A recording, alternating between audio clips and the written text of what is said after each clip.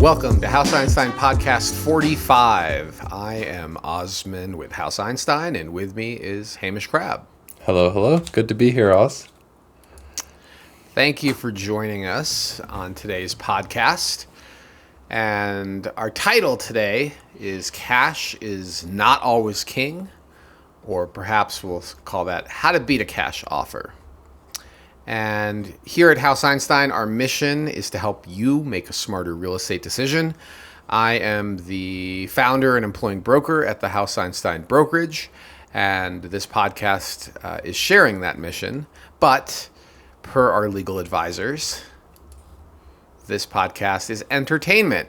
If you happen to be a client, we are always here to take your phone call or send us an email. Reach out to your House Einstein agent directly for real estate advice.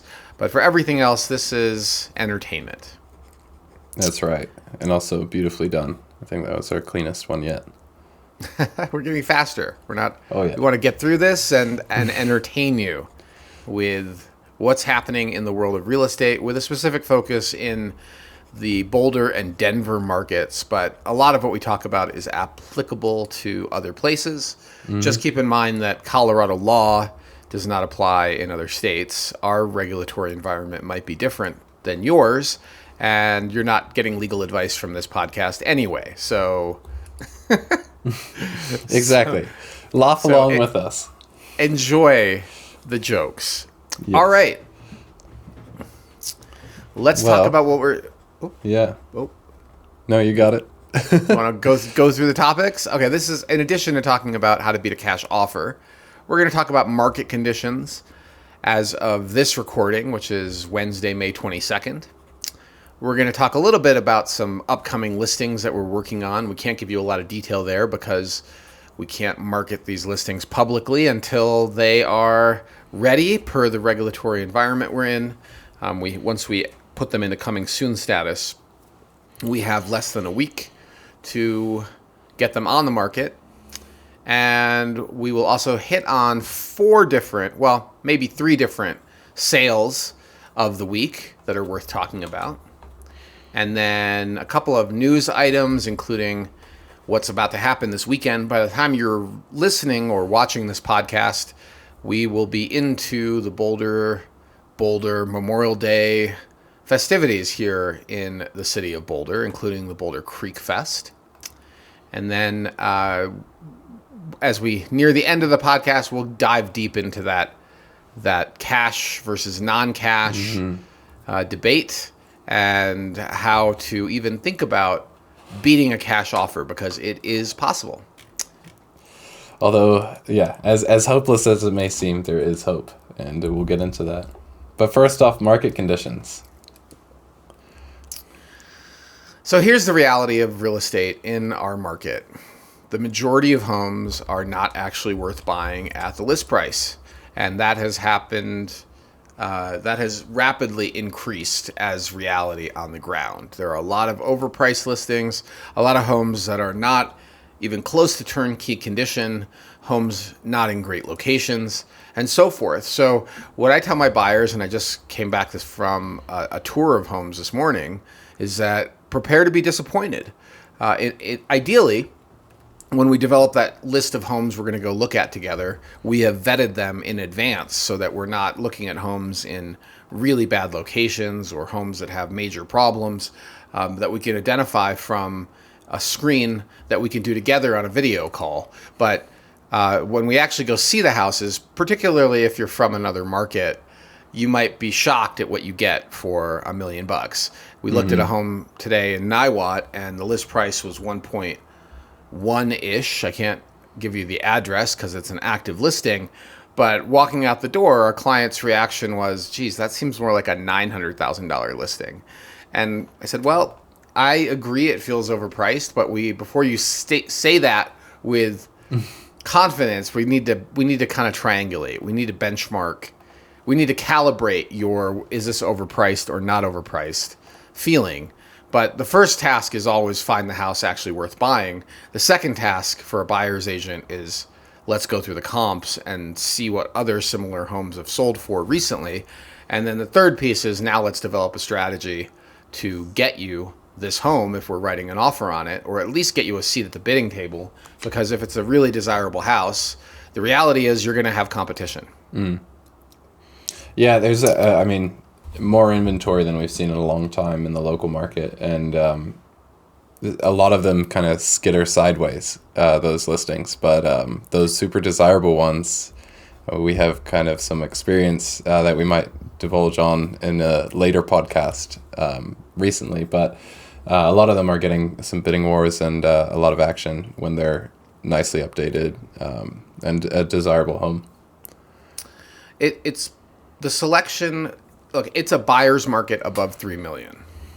That's reality. There's roughly 12% of homes under contract. But when you look at the whole MLS, there is about 1,500 properties on the market, houses and condos and townhomes. And of the 1,500, over 1,000 are available. So that tells you that more than 2/3 of the market is available, and that gives you a lot of options as a buyer across the whole market. But when you drill down, it varies tremendously. And we just had a pretty active and intense market response to one of our listings that we put on this past weekend. Can't go into detail on this either. A little bit, we're talking about it. It's not, I can't go into too much detail because it's an active listing, even though it's our active listing. And it did precipitate our discussion of what makes for compelling offers and how to evaluate them and how to beat out cash offers if you're not. But that home is highly desirable from a location and design and updates perspective. It's not a cheap flip. And in the price range it's in, there is very little that is turnkey, and there are a bunch of homes that are cheap flips that have been updated with various degrees of success. And we'll talk about that more with one of our sales of the week that has an active competitor that is a cheap flip. I'm excited for us to be able to talk about this home when we can as well. There's a lot of cool nuances and a lot of what we've been discussing in previous podcasts that's we're proving our salt with this listing. So once we come around to talk about it, I'm sure I'm excited. Yep. Well, I also think we really nailed it with speed and quality. You know, there's a saying, you can't have both. And I think we actually pick three, right? Quality, speed, or cheap. Pick two. Yeah, pick two. Price, quality, or speed. And in this case, they got a little bit of all of those. But we'll talk about that listing in particular when it closes, because then we can. And that's when you can really celebrate. Don't celebrate on the under contract. Celebrate on closing. Oh my God! We tell every time we tell our sellers there is a small celebration when you go under contract. When you actually have got the check in your hand, the money in the bank, then it's time go for a dinner. Then go out for a real celebration. And honestly, if we really killed it, I will let you pay for the closing dinner. And our clients gladly will pay for the normally it's our role to pay for closing dinner, and happy to. But occasionally we have clients that are just so happy that they're like, we'll cut that check. Yeah, like, we got you. So that to me is like the real benchmark of did we nail it in our service. So we shall see. But inventory is building, and from this point, at some point it's going to crest. We are right at the peak level, and in normal years, the absorption rate grows from February, March to May, June, and then starts to drop. And so this is peak selection and peak demand. And there's a good possibility that the fall's the summer. I mean, we're not even officially in summer yet, okay? But the summer and fall markets are going to be full of opportunities.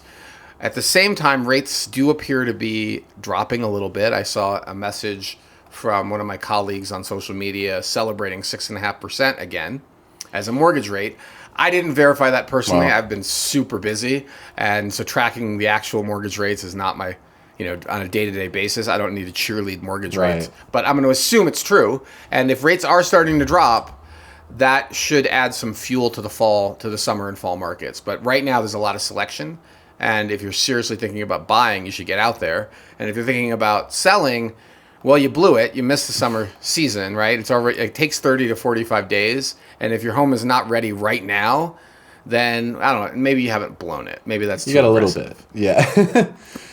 But we This is emphasize getting in early, right? Because it gives you time to kind of undulate with the market. That opportunity is well gone. It's well, so if you're thinking about selling, you should be talking to agents in November and December and maybe January, but really even October. Make your decision on who you want to work with. Get going on the stage. We delivered 2 staging consultations in the last 2 weeks Yeah. that were over 50 slides. And these staging consultations on PowerPoint are a punch list of things you should do. Sometimes it's easy, sometimes it's not, but this is what we recommend to prepare your home for sale. It's part of what we do as agents at House Einstein. I don't think anybody else is doing 50-page slide decks and cares that much. But that's what we do. We've done 2 of them. It would be so much better if we do these in October, because now you've got 6 months to choose contractors, to start to chip away at all the work that you need to do. Like the And King's instead, we're Rich like, listing we had last year. yeah. You know, Instead, we have were- so far ahead of the curve with that particular seller, and instead, we're dealing, and we're happy to do it. Okay, we will go as fast as you need us to go, but we can't push handymen and contractors, tile people, carpet replacement. Like, we have a whole Rolodex of people that are good and reasonably fast and honest, but they are also slammed this time of year. And so it's just so much better if we're doing this in the fourth quarter and early first quarter. We can also test the price sometimes in the first quarter. And that's not a good idea right now. Right now, it's a really good idea to price hyper aggressively to be a little ahead of the curve. So anyway, that is market conditions in general. There's a book or something. It's like a brief overview or something like that. But the kind of like market conditions, a brief overview, something like that. I don't know. Anyway, moving on. Listing hype. Well, the principle that you should keep in mind is that when you're pricing a home, you should be ahead of the curve. And if the homes in your competitive cohort, the homes that are competitive to the one you're about to list, are all dropping prices, you should be pushing as a listing agent or as a seller, you should be accepting this, that your price should be lower than the competition, not higher. Right. You need to be more aggressive to capture attention. You need so to in meet any the event, market, right? well, no, lead the market. You Well, need to yeah. lead the market, not meet the market. And if the market's on a giant upswing where everything's appreciating, it's like a great time to be alive for a seller. No kidding. All right, Okay. let's Cool talk listings. about listing hype. Cool listings. Neat listings.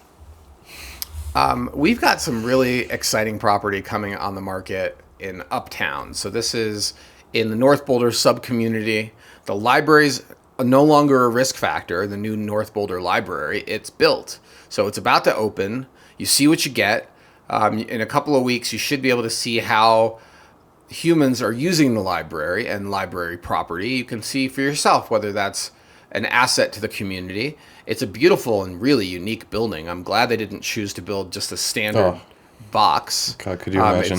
It's so nice looking. It's architecturally unique and interesting. And so the thing about Uptown is when it was developed, and I think it was the Rebiches that developed it, if I'm not wrong, and hopefully they don't. I do not we know. should beep that. I think it's fine. Everyone knows who developed it. There's no secret there. I don't. They targeted a segment of the market that was largely underserved and still is underserved. And that is, I would call it near luxury. So if you look at your options for townhomes and condos, you see a lot of really beat up and run down student rentals. And you also see some stuff at the high end, like the Arete, One Boulder Plaza. And you drop down one more notch to, say, the Peloton, which is really quiet, but it's not quite as walkable to quaint retail. It's not as close to It's a little open space. fresh. You know? It's a Peloton? little new. It's a little fresh. Yeah. Like there's not, I think it was- like you're saying, quaint market areas nearby and stuff. Like it's kind of in a newer spot altogether.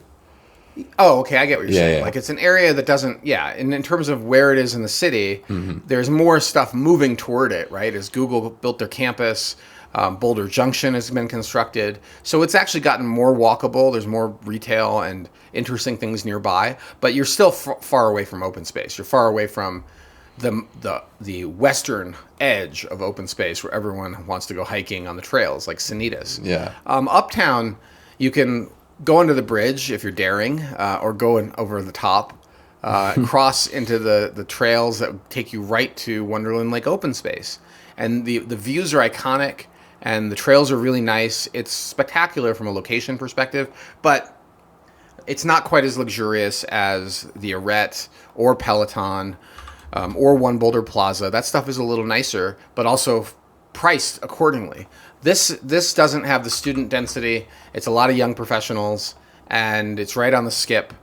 You also have, we just did a video on the Holiday neighborhood, all the stuff in the Holiday neighborhood just to the north, and the city is investing a lot more money.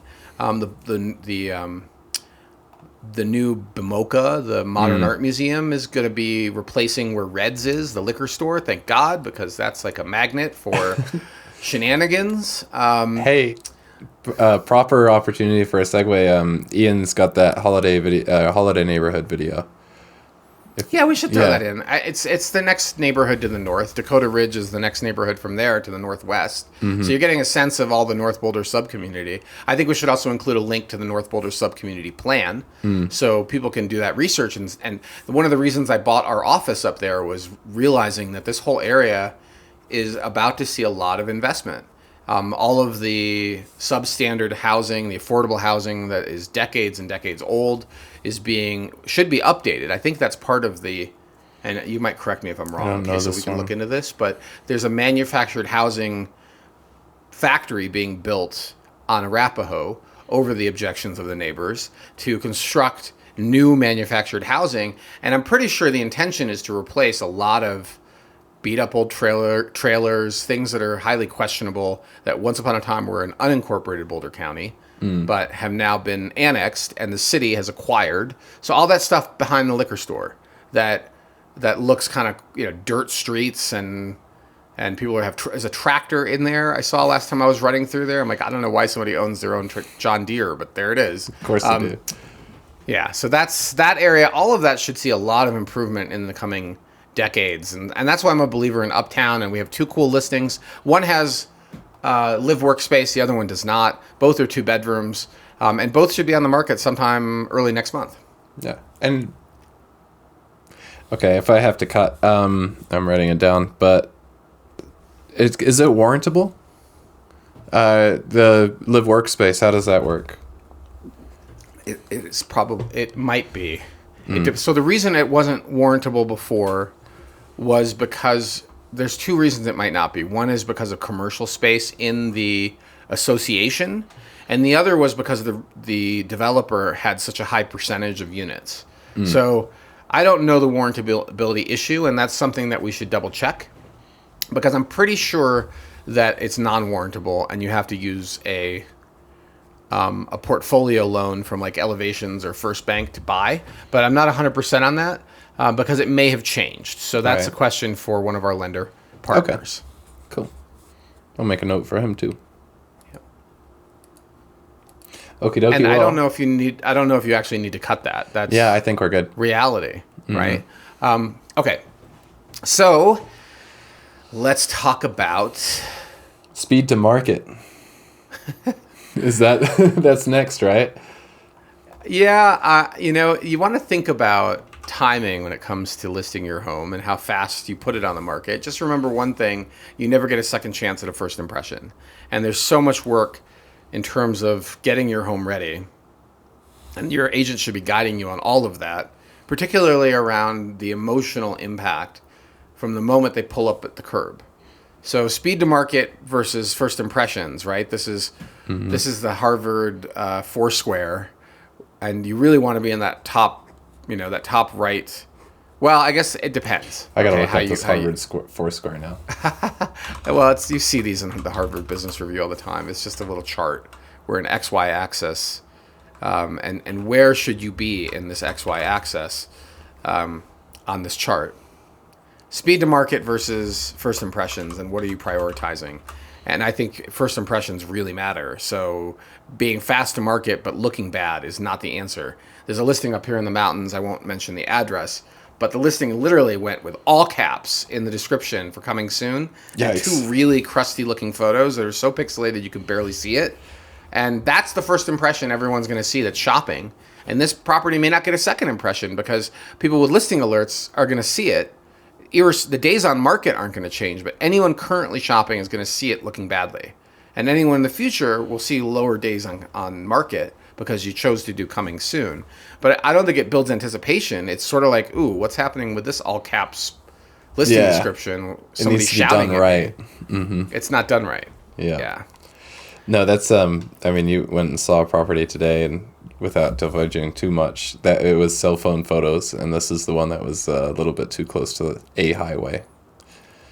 They had a giant orange no trespassing sign on the outside of the house. As you walk up, the curb appeal is no trespassing. Which, what does that tell you? And right? road You're noise. thinking, and road noise, and you're thinking as a buyer, I think I'd like to put my family in here. This is such a great place. It must be so safe that we have a no trespassing orange sign on the walkway in.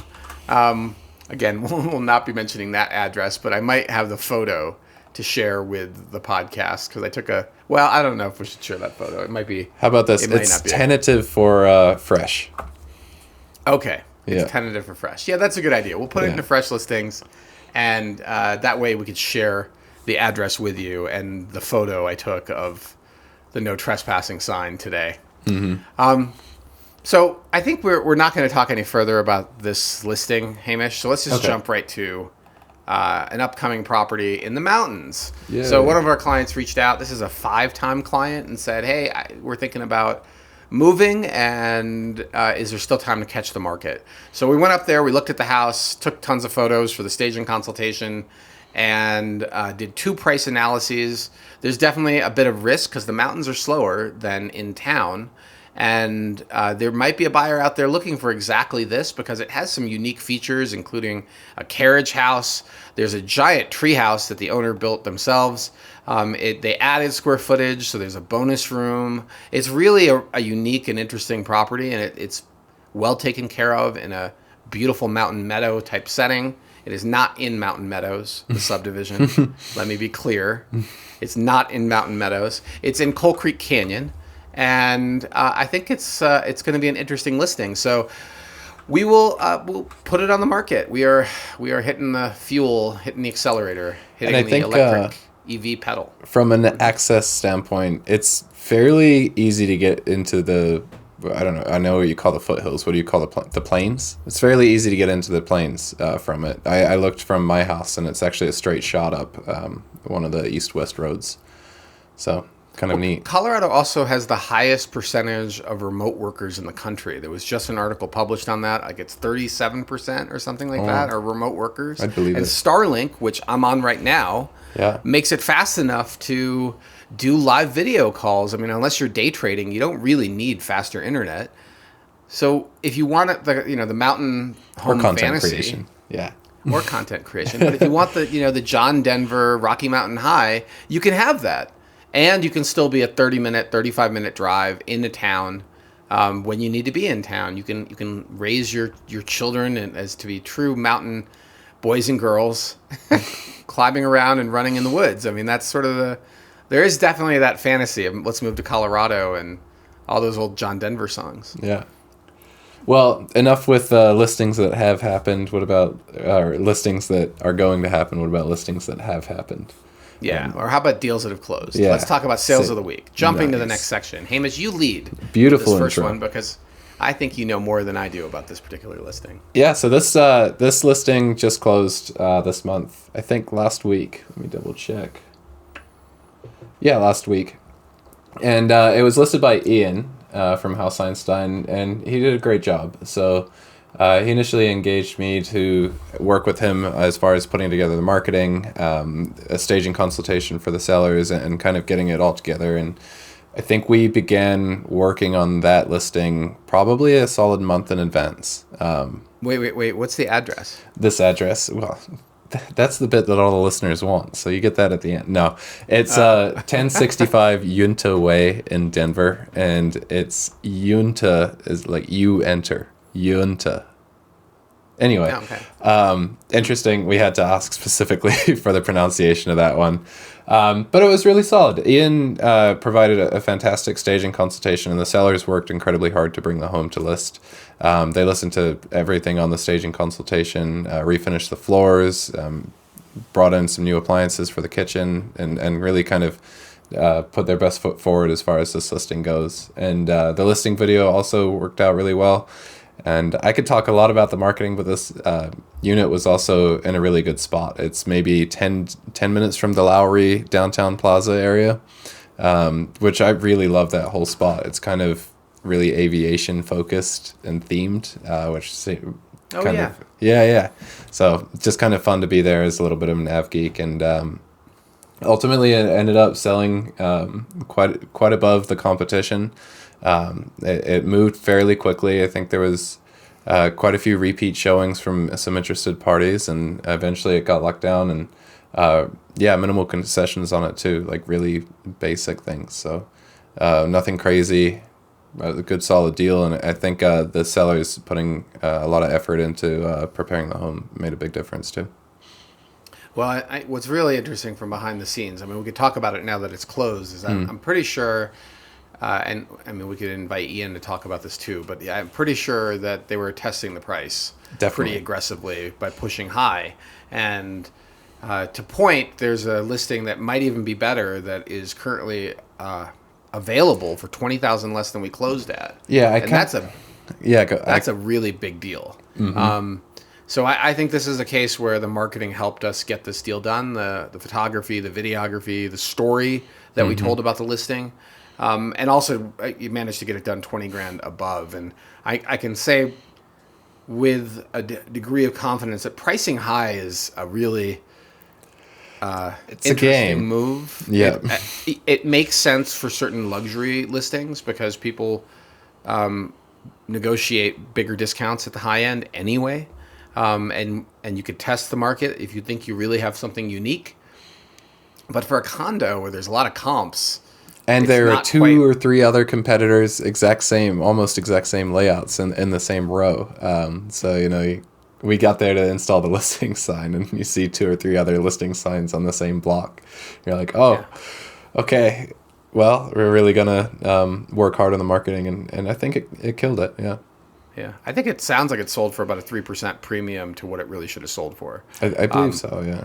And the sellers were reasonable, or the buyers were really reasonable, and that's where the minimal concessions come in. I don't know how much I can talk about that, so I'm just saying. Okay, we should stop at that point before we divulge anything that. If Ian was on the podcast right now, he could talk with more authority because he knows the people involved, but we don't, and we're always a little bit sensitive to privacy, divulging something that privacy, with somebody that may not want to hear, the backstory of the deal. So that's that one. But I will talk about 47. I was going to say, Too Long Didn't Read. Ian did a fantastic job, and we're very happy for him and his sellers. And the buyers who bought a quality product. But true. I personally think they may have paid a little more than they needed to. All right, 4785 Hancock. Let's talk about this deal. So it just closed. And we knew about it the day it hit the market. We were there to show it to our buyer. We dropped everything to go look at it. And one of the reasons is because this type of property is increasingly rare. It's a smaller, but not too small, single-story ranch-style house with a lot of updates in a pretty decent central location. And you might find much, much bigger homes, but it's harder to find sort of these mid-size ones. You also find lots of sort of Martin Acres ranches, lots and lots of those, which are, for a lot of buyers, just too small. So this is the ideal kind of middle bowl of porridge size house. And if you're downsizing and you're a boomer, of which this is a rapidly increasing demographic, this is probably what you're looking for. There are some other options that are quite a bit bigger. Like in Superior right now, there's a listing that just hit the market that we looked at as well, but it's just too big for a lot of buyers. Although I think For some buyers, it's not too big. I still think of it as under 4,000 is still relatively mid-size compared to these monsters of 6,000, 7,000 square feet that we see out there. Yeah. I'm trying to pull up this listing so I can give you some more details about it. Hang on one second. Well, to fill the silence, I really like the color scheme on this one. It's a very attractive home on the inside, and it's one of those homes where you're looking at it dead on, and it's got the garage on one side and kind of like a push-out living room spot on the other side, and it creates kind of like a courtyard in the center where the front door is, and I love those homes that have kind of like a little courtyard that's sheltered by the house on three ends. Really kind of attractive one. Yep. Yeah. Well, it was listed by an agent from Live West. It was acquired by an agent from Compass. We saw it the same day, and it was really clear. So this house in Arapahoe Ridge, it was extremely clear that the improvements had been done by the owner and not for flip purposes. So all the quality, the windows in particular, they had chosen these really high-end windows that tilt and open, not cheap vinyl sliders, right? Nice. These were quality windows, probably $100,000 window package by itself. The kitchen was really well designed. The one thing that my buyers were struggling with was the multi-level den or living room area. And Was it like sunken? Yeah, it was slightly sunken, and that gave us pause. But I still thought we should have gone after it because the quality was so high on everything in this house. And a competitor listed literally at the same time for a lot more money that had been flipped, not with such high quality. And that one worked functionally better for our clients. But the problem was this price delta and the quality difference basically made it so that the other one was unattractive. Is that the one that I saw? Yes. Okay. I won't mention the address because it's active still, as far as I know. And this was under contract within 24. Basically, you had less than 24 hours to get your client into this house and get your offer together. And the speed was so intense that I'm sure that there may be some people that didn't even get an opportunity at it. So if you're trying to list a home, the general model is get it on the market Wednesday, Thursday, maybe Friday morning. And if you've done your prep work and it's priced right, you're going to get a lot of interest, but you want to push all offers to maybe Monday afternoon or Monday morning. That gives at least one full weekend of showings, 48 hours for people to get their buyers in and have a response deadline of Tuesday. That's sort of straight up the fairway, best practices for bidding wars. But sometimes it doesn't work out that way. Sometimes the starting gun fires when you weren't expecting it midweek. And I'm not sure that was the case here. So it was listed on April 30th. So let's look back on our calendar because I don't even know what day it was. I'm not even sure what day today is, other than I know we're recording a podcast. And it's April Wednesday. 30th is Saturday. Okay, so it hit the market on we just listed on a Saturday too. We don't like listing on a Saturday. It's not the right day to list it. Apparently, yeah. Well, if the home is dialed in, yeah, it works. But it should have probably pushed till Monday to collect all offers. There was some real estate gossip about this deal. I don't know if it's true or not, that the backup was even way higher than the primary offer. I have no idea if that's true or not. But there may have been some seller regret at the speed. I don't know if that's true or not. But we do know that it was a fantastic house and it closed. And this is an example of that small is beautiful. Oh, it's a great one. Single-story ranch. It's a great house. And 2,700 square feet. I mean, it's not tiny. It's not tiny, but it's also not huge. It's not, it's slightly bigger than your standard Martin Acre style ranch. And it's in a location that's generally considered a step up. And I think, too, having that you've seen it, you're thinking maybe more functional space. Whereas I only get the total square footage. You're thinking more of like the amount of space that's actually usable. Like I other don't pay that bedrooms? much attention. Yeah, okay. I don't pay that much attention to square footage when I'm evaluating homes. I'm mostly looking at functional use because I've seen much smaller homes with way more storage. Like the office the condo above the office has incredible storage. Yeah, and it's a one bedroom with like 800 square feet. Yeah. So it all depends on when the home was built and how it was designed. And this particular home was the finish quality. So I don't know, a lot of people don't know this, but I worked in construction for a brief period, about 6 months. And we worked on building homes and demoing. I was the lowest level carpenter with, no skills. So I was on demo. Here's the hammer. Go tear off this wall. right? And take the Sawzall to the fiberglass enclosure in the bathroom and Sawzall that puppy out of here. Like, that was my job for the first, and clean up the site, constantly on cleanup, because that's what entry-level construction workers do. But it also taught me a lot about finish quality. It also taught me a lot about construction quality. And I can, when I see a home, I see through the walls too, right? Like, I'm thinking about the framing, I'm thinking about the design. And then when I notice how things are finished in like a production home, like a big builder's production home, it's sort of okay. It's not amazing. Yeah. And when I see a high-end luxury home with a custom home builder that's based in Boulder, sometimes the finishes are amazing. And then when I see a cheap flip, I'm like, look at the paint splashes everywhere. Yeah. Look at how these finishes, like... Or the door frames are rough. The door frames are like, and the trim is like, and they didn't even finish it, right? Yeah. They didn't even come back and cover the trim nails. I'm like, okay. That one also had like a a second gas or a second fireplace next to the gas fireplace, and where they intended for you to put the wood had a gas line. Do you remember that? That's probably, I do. That's probably okay. But there was all sorts of other things that were weird.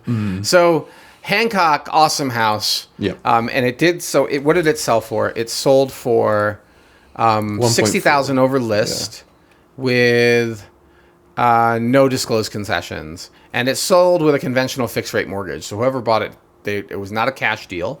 And so here's an example, 14 days to close, not cash. And probably beat out cash offers, but that might have been more of a timing issue than anything else. We'll talk about that at the end. Yeah, and great job, or congratulations to the buyers on that one. That's a solid purchase. All right, number 3. Truly, it was a house worth buying. 1590 Hawthorne is our third listing. Nice. And this is I'm not sure this was a house worth buying, to be completely frank. But it's a location worth buying. And I happen to know because I was on the board of Growing Gardens, which is just described as the community gardens. Oh yeah, look at that. In this listing. Oh no, it says Growing Gardens. Does it? Yep. Okay. Well, this Growing Gardens is a nonprofit that leases from the Longs family and has that giant barn structure. They held sometimes small events. The offices are there. And of course, the community gardens are also managed by Growing Gardens, the organization. And I was on the board for 9 years. And when I first moved to Boulder, I was actually a gardener in the community gardens. And it's such an asset to the community to have that resource, as well as the opportunity to connect with other people. Don't tell anyone, but relaxing with a glass of wine after doing some gardening with the neighbor of the neighboring garden plot. Yeah. Was in the sunshine with these views that are just mind-boggling. It's just so nice. We had a pretty big plot, and we were just such rookies at gardening. We're like growing a few vegetables and a few flowers, and meanwhile next to us were this the Hmong community. Hmong, I think, is Cambodian, and they had immigrated as a family, or multiple families from Cambodia have immigrated here, and they had 3 plots. And so I knew which plots were theirs because instead of using wire mesh fencing, like most of it, they had sticks, right? And it looked like something you might imagine in Cambodia, like sticks woven together, stitched together with string, and that was the fencing. And the amount of production coming out of the Hmong community gardeners compared to I was just ashamed of ourselves. I'm like, they're feeding like half a boulder from this 20 foot by 10, probably your output is so much smaller. And we're like growing a few sunflowers. Like, look, we got a pea. Yeah. Look, we got a pea. And they've got like the whole Whole Foods grocery store coming out of this plot every single week. They've got mangoes. All summer long. That was an amazing thing to see. Their gardening proficiency. I would call what they were doing farming, and what we were doing hobbyist, hobby gardening at the most amateur level imaginable. So that's the biggest selling point of 1590 Hawthorne. And this property hit the market April 5th. It was under contract 9 days later, so it probably went under contract the first few days. So here's a pro tip for you: you're not required to change the MLS status for 3 business days, and so from day of contract, you can easily push that a little bit, especially if it's over a weekend. So when you see something like 8 days on market, it doesn't really mean 8 days on market. It probably means 5 days on market, or 4 days on market. We don't really know the whole story, although we do know the listing agent, and I'm really enjoyed working with her in the past. Would love to work with her on more deals. She's very professional, lovely human being. Since we're saying her name and how great she is, we'll mention it. Liz Benson. Oh yeah. Was the listing agent of this home. House was built in the 70s, 2,800 square feet on a slightly larger than typical lot, about 8,000 square feet. And Hawthorne is it's reasonably quiet in this spot. And there is a little creek running right next to this property, which creates kind of a riparian corridor, a sense of, that's the stream and all the life that flows along streams and sometimes ditches. You see birds using it as a corridor, wildlife, all sorts of plants and animals, and that temperature differential when you have the creek right next door or the ditch right next door can be really, really nice. So especially that's another selling point of the property. But the house itself was rough. It's rough to be rough. Nice. Yeah, rough. Let's be Farmer's nice. Ditch is the name of the stream, I think. So it's a ditch. Yeah. But it does have water in it quite a bit. But the interior had virtual staging, but you can see, she did a good job of flipping between virtual and non-virtual so that you could see what the actual look was of the home. It had not been touched in decades. The kitchen probably was original from the 70s, including with yellow 70s era appliances. And it really, it was rough. Yep. It was anything but turnkey. And probably somebody elderly lived there near the end because the bathroom has a lot of support bars for somebody potentially with mobility issues. And so all of that is, it needs to be completely gutted, 100% gutted and remodeled. That's what this home is begging for. But well worth it to get this little location and to have only $100 a month HOA. There's this little pocket. This is a few of these properties here, the Orchard it's called. That's very de minimis HOA, probably without a lot of rules given the age of the home. So, yeah, pretty amazing property. And the buyer locked it down and somehow negotiated $55,000 off the list price, and an additional concession of $30,000 for unknown reasons. So there were definitely significant scary things because at the list price, it looks like a pretty good deal. And the SPD is available. And when you look at it, there's a giant list of problems. Hey, props to the sellers for actually putting that in there, though.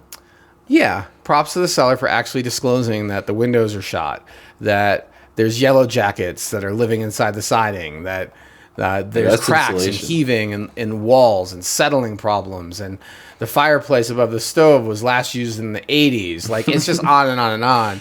And all caps, dishwasher broken, all caps, hood broken, oven broken, range broken. This home. It reminds me of the children's book, The Little House, right? That has the city built up around it, and the house gets sad and more run down. And then one day the house gets picked up and moved out to the country and has new buyers that reinvest in it. Well, obviously this house did not. Its location is the value, but its location is the value, but one day it's going to shine again. It's a really well chosen long-term investment if you could fix all the problems. And look, the buyer got a lot of money off the list price. They got $55,000 off a list plus an extra $30 off, so they paid $910. That's a great price for this house, a fantastic deal, and sellers that were ethical and disclosed all the problems. So nice. And you had an option. You had a few days to go see it, but again, you can't be looky-loo. You got to drop what you're doing. You can't be slow on the response. You got to drop what you're doing, go see the house right away. Hey, work with a team that's responsive to do that. Quick question before we move on. Have you ever seen that logo on the bottom left? I don't recognize that company that took these photos. But also I would like to note that the the logo is on the MLS photos, which you caught me from doing that, but it's a no-no. It's a no-no. I didn't even realize that was a logo. It's such a weird... It looks like a gray splotch. It's like a camera pointing at a house, right? That is what it is. Yeah. What a horrible logo. Not a fan of logo. Sorry, photographer, but you shouldn't be putting your logo on MLS photos. You can't. I think it's so subtle that and they may have missed it. The MLS may have missed it, but anyway. Okay, All right. Good catch, Hamish. Yeah, it's just curious. Good technical note. keeping our eyes out. All right, next topic. Oh, wow, we're into the news already. Nice. Into the news. Yes. Don't jinx us, Hamish, with that. No, you're right. We Good point. We might actually get this done in an hour. It's 44 minutes. There's no so we'll way, see. because we still have a bunch of conversation. Anyway, moving on. Into the news. Okay, so Hamish, you notice that Boulder was number 10 in U.S. News and World Report's best places to live, and we were number 10 out of 150 this year. You know, every now and then you have to pat yourself on the back. And this is one of those moments. Good job, Boulder, and the people of Boulder, and to the city for their contributions too. Okay, so I used to report about Boulder awards in my blog every year. I would have a couple of articles about the latest award that Boulder won, and Boulder used to track this. In fact, there's a link that we're going to put in the show notes to the old webpage where the city used to track it. They haven't updated it in about 4 years, but it's like year after year after year Boulder wins awards. So not to pat ourselves too hard on the back. Anybody that's lived in Boulder for a long time actually would rather we not be on these lists because they're all because it just jaded attracts and salty. Yeah. Right. Like, please don't. Boulder's full. If I run for city council ever, Hamish, I vow to use Boulder, we're full as my theme. That's a joke. People don't come. Hold your comments. Hold your comments. The pitchforks. I don't know if you've seen this TV show, but one of the guys was running for city council, and his slogan was "Change is bad." that's what they rain on. Fix your potholes. Boulder's full. Yeah. That's Can we do something about Canyon, please? Yeah, it's pretty cool that we're number 10. I'm sort of surprised. So they rated us 7.4 on quality of life, 6.7 overall, but where we lost a lot of points was on value. And, no surprise, Boulder's expensive. But when you look at just quality of life, there are very few that ranked higher. In fact, the number one in the country got 6.8. And what did we get? Quality of life. 7.4. Oh, nice. So the only one that I can see at a quick glance that hit 7.4 was Boise, and I don't know. Boise's a cool city, but I don't think so. Have you? I don't know if it's an honorable mention, but one thing that confused me is Colorado Springs is number 3. Yeah, I've got a friend that lives down there, so I'll have to tell her. But I don't know about Colorado Springs. Red Rocks is cool, or the Garden of the Gods. Hamish is spending more time in Colorado Springs with his friend. It will be. So you'll have to report back on. Yeah, it's a good idea. Maybe I'll go on a showing down there or something. Yeah, or maybe just give us your, from the live recording from the trenches in Colorado Springs. Very different real estate market. My first listing down there. I learned the sellers were expected to contribute to closing costs. Oh, wow. Buyers were putting down 2.5-3%, often with military background, so they didn't have the down payment. And the sellers were contributing meaningfully to closings. Wow. Commission splits were also 3% on both sides, and a little higher. There was a lot of sort of workforce middle market housing available at that time. I'm not sure it's still the case down there. Yeah, but that's about the demographic at this point because of the. Anyway, moving on. We got this creek. Moving on. We're gonna keep moving. Yeah. Boulder Creek Festival and Memorial Day festivities are about to ensue. By the time you listen to this podcast, they might be full swing. And the Boulder Creek Festival has been going on a long time. I think this is how many years? Hold on. What's the article say? 35th. Wow. This is the 35th Boulder Creek Festival, and it sort of ends with the Boulder on Monday, which is the world's largest, most popular 10K race on Memorial Day. And that's sort of the highlight of the whole event. It is, I don't know if people track how many people come into the city of Boulder for this, but I know the Boulder is like 50,000 people, something like that run the Boulder. And there's also tens of thousands that are attending the Creek Festival. It is full of music. 40,000 participants last year for the Boulder. In the Boulder. Yeah, and then 100,000 spectators, which seems a little too even of a number to me, but Yeah, I don't know who's tracking and how they're estimating. So 140,000 people just for the Boulder, and the Boulder Creek Festival is attracting tons of people too. So it is a really popular event. In fact, we're going to be hosting a family of 5 who are visiting from the Netherlands. I happened to bump into these people when I was in Moab not that long ago. Not our old sellers. And okay, not our old sellers. This family. And maybe we'll put a link in the show notes if you guys want to see the family. But they, from Instagram, I'll put their Instagram. It's a public Instagram. Oh, okay. Sure. Well, maybe that's too much. Yeah, nah. All right, maybe we don't do that. But this family. Lovely family of 5, 3 little kids. And they're spending a year traveling in the United States. They shipped their RV over from the Netherlands. Cool. And they were just really fun to spend time with. They helped me load the motorcycle in the van. Their kids hung out with me the entire time I was packing up. And kept me company and were really lovely. We had a nice campfire together that night, and I told them they're welcome to park in my driveway. They asked this is how it didn't jump to my driveway. It jumped to what's going on Memorial Day weekend, and I was like, well, this Creek Festival is really fun, and the Boulder is a fun family event. And I sent them some links. They checked it out, and I offered to let them park their RV in the driveway. So we're going to have them as guests this weekend. Awesome. And they, like many others, are here to enjoy all the stuff happening. So check it out, the Boulder Creek Festival. Are you running? This coming weekend. I am running, but badly. I don't know if it's like some form of, like, Speed I got walking. something about 2 months ago, and it took a long time for my lungs to clear, like weeks. I was really surprised by that, and I'm finally running again, but I'm running really, really slow. Dang. And my heart rate is really elevated. So I will run, but don't expect me to break any of my own PRs. It's going to be slow and chunky. I won't be. I missed it.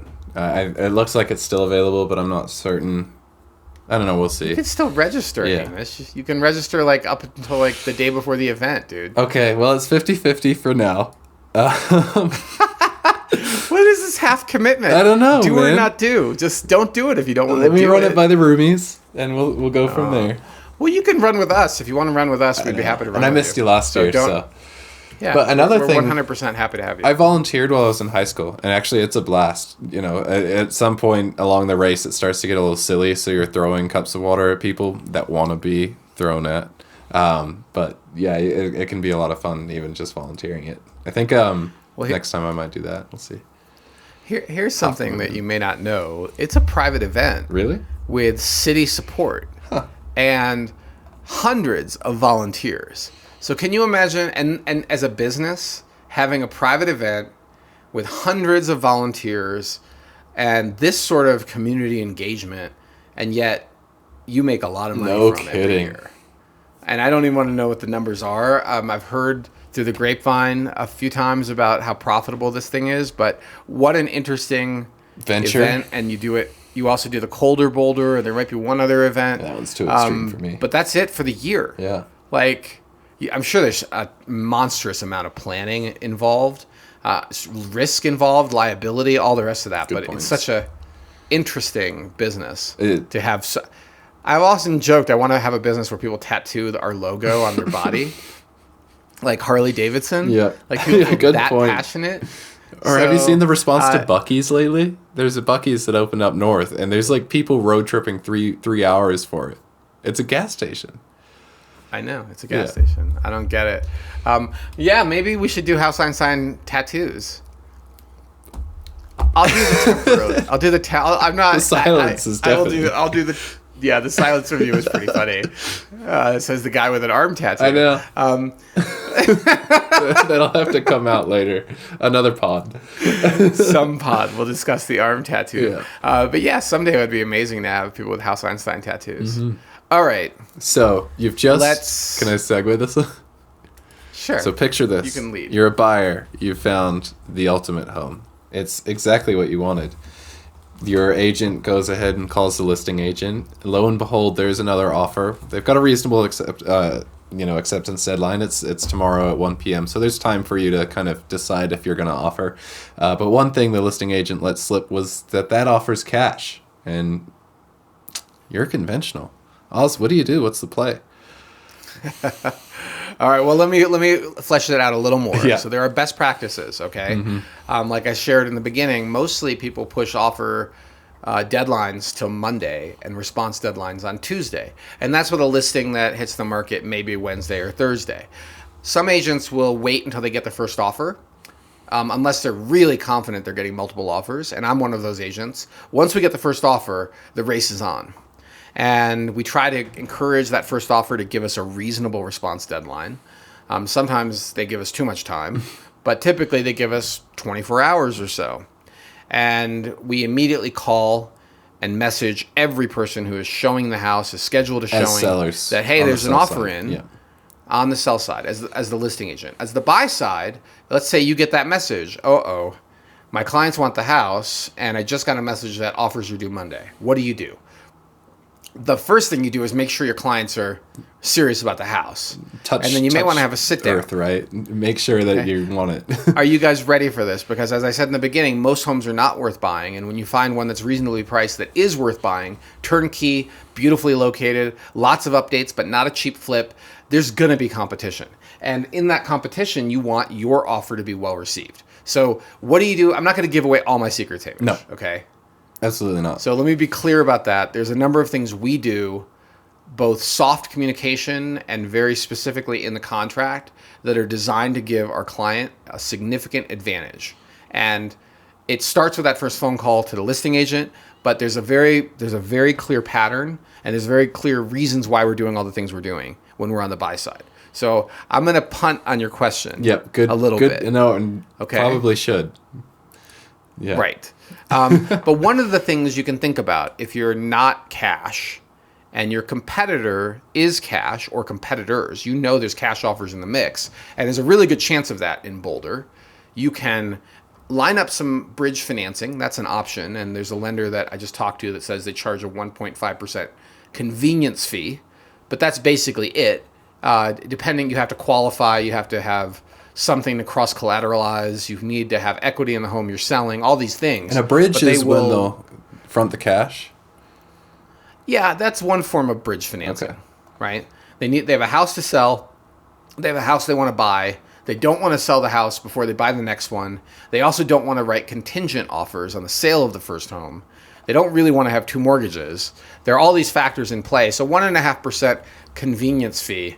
There's a reason some religions prohibit usury because of how unethical usury is, but that's a whole nother topic. We're not going there. I'm just going to share with you that that's the fee, and your offer could look like cash. But that's one way to strengthen your offer. But let's say you don't want to do that. You don't want to pay the usury fee, and you would rather just have your mortgage in play. Well, there's all these other ways you can strengthen your offer. And this is what the title of the thumbnail is going to be. It's going to be skin in the game. If you demonstrate skin in the game to the seller, they're going to look at your offer with much more attention. And what does that mean? Well, think about it from the seller's perspective. If they're looking at an offer that has an appraisal, if they're looking at an offer that has loan approval, these are additional exits or risk factors to the seller. Risk has a price. Everything that has risk has an associated dollar amount to that risk.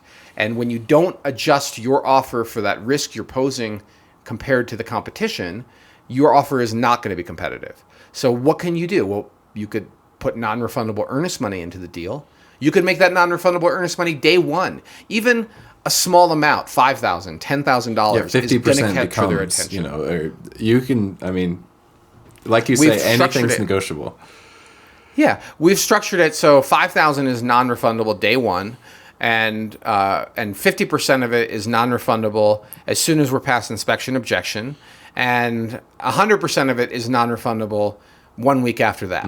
Whatever you want to do. Appraisal. I don't know if you need 3. Yeah. Maybe 100% of the earnest money is non-refundable after the inspection goes through. But put some skin in the game day one, because the inspection is like a giant hole in the contract, and that the buyer can just trape through. The seller does not have that option. And even if you're, perhaps you're at the offer comparison situation with the seller, if you're presenting a cash offer and then a conventional offer, and this conventional offer has some verbiage about the earnest money being non-negotiable or non-refundable or some other little things like that, that at least signals to the seller that there's room to work, that they could be willing to make their offer even more competitive. So, Well, escalation clauses Yep. do that too. Yeah, But they escalation also clauses. send a signal.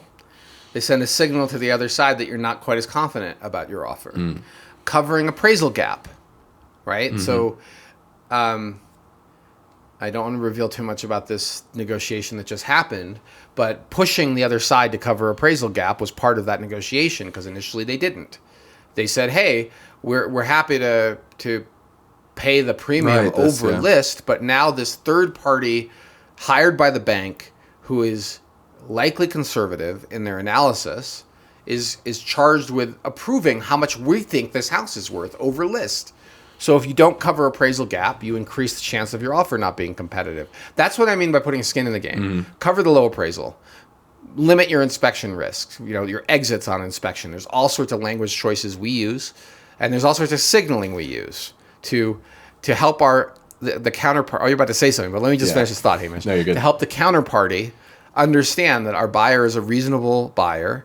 They are not going to terminate on something flippant, and they're going to put real money in the game because they're so convinced this is the right house that if they are wrong and it turns out there's something that is seriously wrong with the house and they have to break up, it's going to cost them something. There's a breakup fee, right? And they tied up your house for 3 weeks and they break up. What does the seller get? In the normal contract, they get nothing. They get screwed. They lose 3 weeks on market. And then likely probably like a 10-15% reduction in eventual sale price.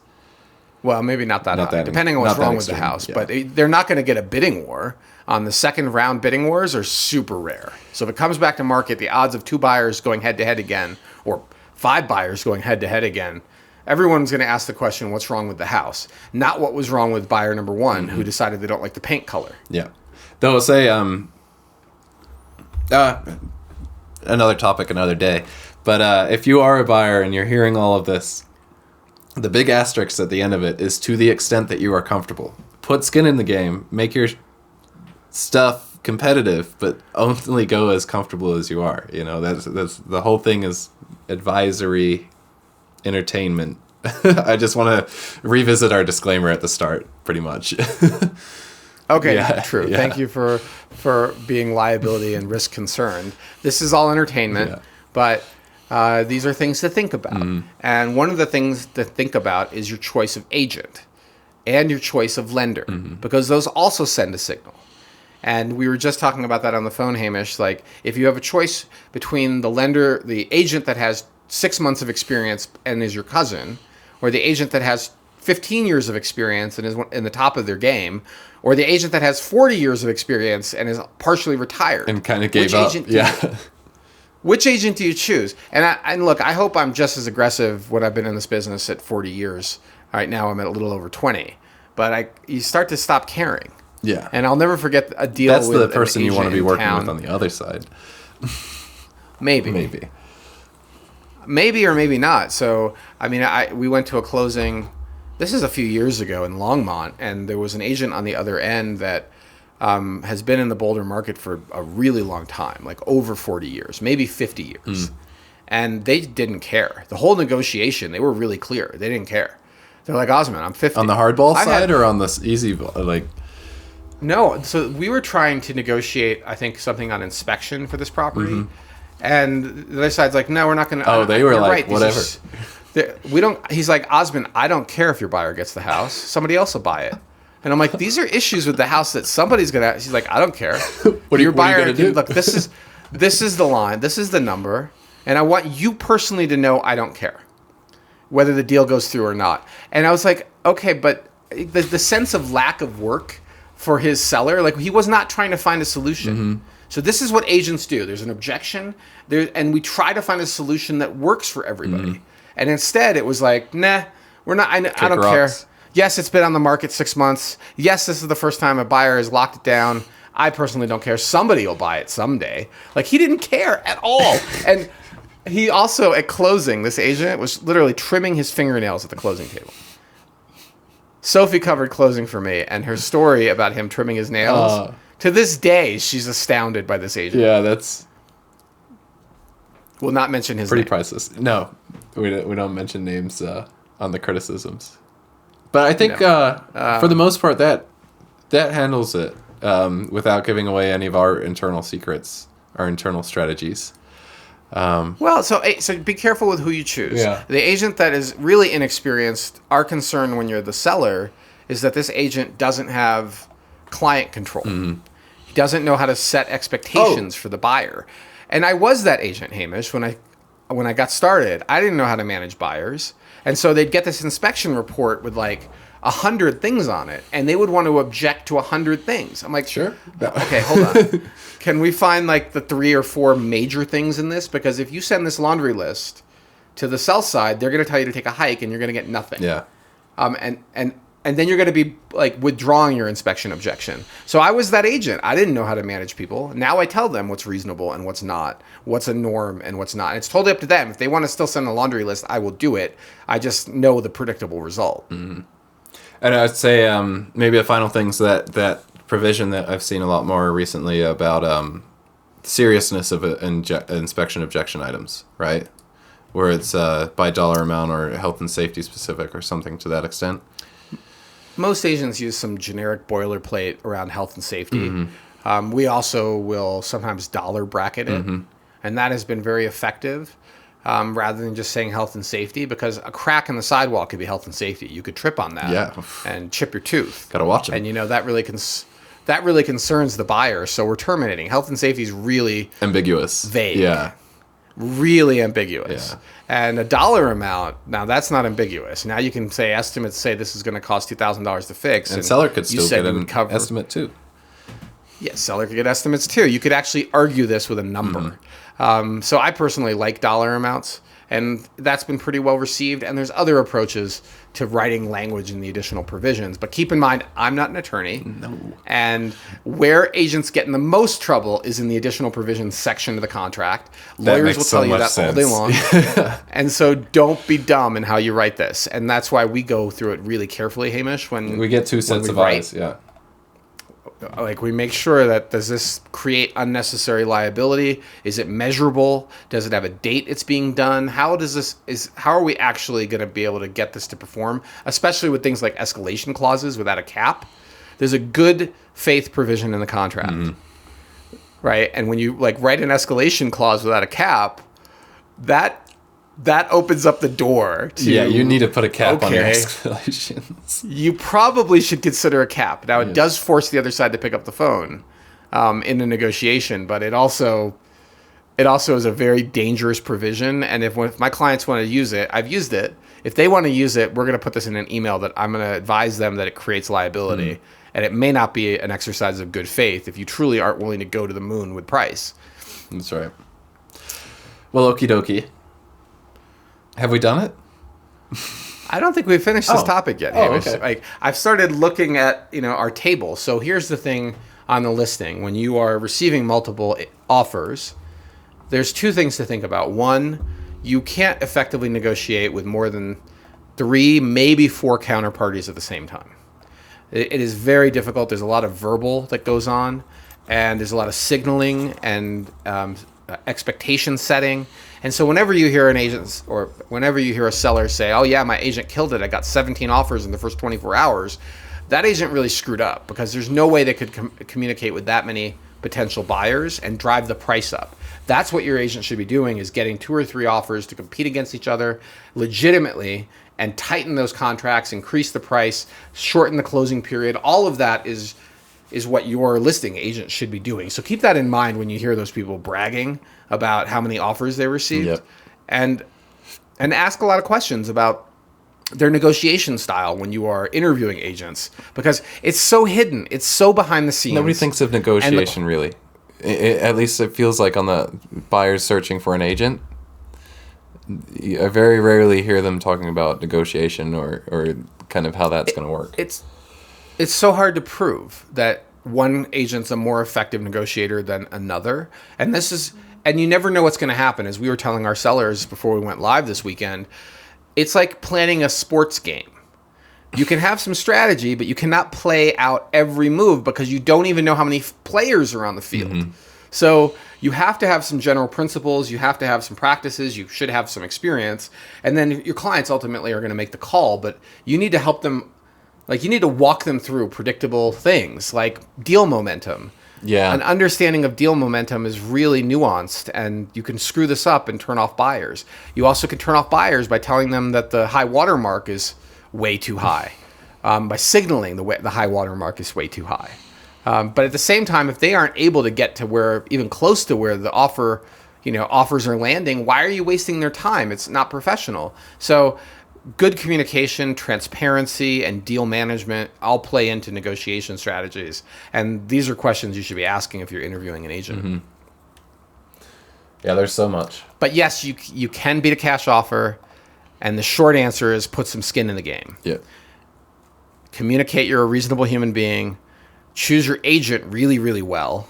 And choose your lender really, really well, too, because the lender will also get a phone call. And have reputation. And history they need and all skin sorts. in the game. Yeah. And guess what? The person who's being paid $20 an hour to work at Rocket Mortgage does not have skin in the game. They don't care if they blow a deadline. Yeah. Because it's your earnest money at risk, and they have no relationship to the community. The local lender has a relationship with all these agents, and they are really going to. They have skin in the game reputationally. They have social capital in the real estate community, and you can still beat them up on rate. You can still beat them up on their fees, but get them to compete. But in the end, for new money, origination money, not refi money, the way to go is a local lender every time, because the good ones are part of the strategy of communicating to the seller that your offer is a better offer, because we're all. You're not just vetted, you're through automated underwriting, right? Like, I know these people are rock solid. Yeah. You had some thoughts? No, I'm trying to think of anything else. I don't want to necessarily give away any secrets, so I'm kind of biting my tongue on this topic. But no, I think we're good. I mean, there's no secret to good communication. This is true. There's no secret to transparency. Okay, I got one. To treating people fairly. I used to play this video game, and you'd have to interact with other characters or whatever. But if you they initially had an initial disposition on a 0 or a -10 to +10 scale, where 0 was right in the middle. And each individual interaction would be like a +1 or a -1 or something like that. And that's kind of how I've gone through life. It's like I'll tally up positive interactions and make sure that all my friends and everybody around me is on this positive slider versus the negative slider. And there's that balance that you kind of want to maintain between the counterparty, where you want to kind of your communication from the first phone call, right? You've got to be relatively friendly and genuinely kind and understanding and everything to kind of create good favor. It's for better negotiations down the road as well. People also, they treat their counterparties more respectfully if they were treated with respect. Shocker. They appreciate a phone call back when they call you and say, how's the deal looking? We call everybody as fast as we can. Sometimes we don't have time because of deal momentum. Right. And if they didn't win and they want feedback on why their offer was not competitive, once the dust is settled and the deal is closed, call me back and I'll tell you exactly why your offer wasn't the chosen one. I also won't give away every one of our secrets. Inside House Einstein, Sophie and Ian, I'm coaching. I've been coaching our team since the founding of this company. Me too. And I've been involved with hundreds and hundreds of transactions and hundreds of negotiations. Not all of them get to closing. Not all of them are successful, but a high percentage are. And so you can't, if you're representing the buyer and somebody else swoops in with what we used to call in Wall Street dumb money, poor decision making, and emotionally they've got a lot of money and they don't care. They have to have the house. It's not a loss when your client doesn't get the house. Like if they said I'm willing to pay 1.42 and somebody paid 1.43, you know what? You can't. That's fine. If somebody paid 1.8, good for them. The seller totally made out like a bandit, but your client, you kept them disciplined. And when I express it that way, most of my clients appreciate it. They still hate it that when they get beat out by a small number. Yeah. But at the end of the day, they should never offer more than they're not willing to pay. And sometimes people do that and get seller's remorse. And we go through a lot with them to make sure that's not going to be our people. Like, we don't offer unless they're confident this number feels good. Okay. Are we Okay. there? Are we there? Are we done? Are we wrapped it up? Have we hit I everything? think we've hit all the marks. We Okay. briefly talked about this listing that's active that we can't talk about on the podcast, and we mentioned that it would be in Fresh.